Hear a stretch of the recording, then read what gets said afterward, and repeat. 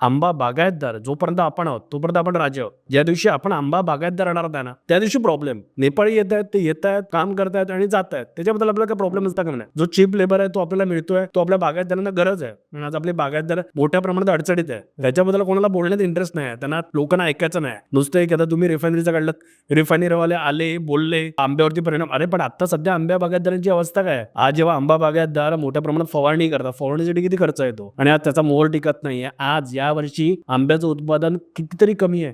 हो, जवळजवळ 30% वरती आलाय. याच्यावरती कोणी रिसर्च करायला बघत नाहीये. आज फवारणीसाठीची औषधं वापरली जातात, ती आंब्यासाठी स्पेसिफिक औषधं आहेत का? कधी आपलं कोकणी माणसं याच्यात, कोकणी मुलं याच्यामध्ये पडणार आणि याचा अभ्यास करणार? कधी आपण आपल्यासाठी जी औषधं लागणार आहेत आंब्यासाठी, ती कधी कोण डेव्हलप करणार? कधी त्याची कोणतरी फॅक्टरी टाकणार? औषधांची जे प्रोडक्ट्स आहेत त्यांच्या मागे जाऊन बघा, मॅन्युफॅक्चरर कोण? सांगली, कोल्हापूर, आंध्र प्रदेश, गुजरात, इथे सगळे औषधांचे मॅन्युफॅक्चरर आहेत. आपण जी औषधं वापरतो ती कसली वापरतो? भाजीपाल्याची औषधं, ती आपण आंब्यावरती मारतोय. बेबी कीटक बिटक जरा मरतील, मोर सर्वाईव्ह होईल आपल्याला. त्याच्याबद्दल काही संशोधनच नाही कोणाचं. ओके, त्याच्याबद्दल आपण बिझनेस नाही करत आहोत. एवढा मोठा टर्नओव्हर आहे. तुम्ही म्हणजे असं आपल्याला फक्त आंबा आंबा आंबा वाटत राहतो. जेव्हा शेतकऱ्याच्या हातामध्ये समजा आंबा विकल्यानंतर 10 लाख रुपये येत असतील, पण त्याच्यातले तो 5-6 लाख रुपये जर त्या औषधांमध्येच घालवणार असेल आणि त्या औषधामधून 5-6 लाख तो कोकणातून, सिंधुदुर्ग जिल्ह्यातून आणि रत्नागिरी जिल्ह्यातून बाहेर निघून गेले ना.